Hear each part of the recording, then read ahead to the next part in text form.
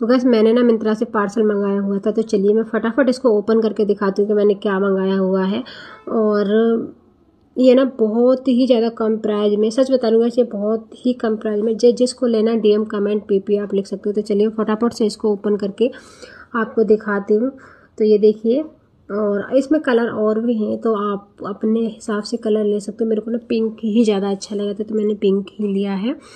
तो ये देखिए मैं जल्दी से आपको पहन के दिखाती हूँ, क्योंकि ऐसे इतने अच्छे से समझ में नहीं आएगा। ये देखिए गैस कितनी ज़्यादा प्यारी लग रही है, मेरे को तो ना बहुत ही ज़्यादा सुंदर लग रही थी।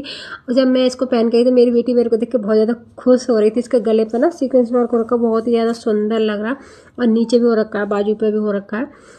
तो जिसको लेना DM कमेंट PP जो यूट्यूब पे देखते हो, और डिस्क्रिप्शन में लिंक दे दूँगी। तो मैं और मेरी बेटी बातें कर रहे थे आपस में, तो वो मेरे को देख के खुश थी, मैं उसको देख के खुश थी। तो चलिए जिसको लेना जल्दी जल्दी कमेंट करिए गाइस।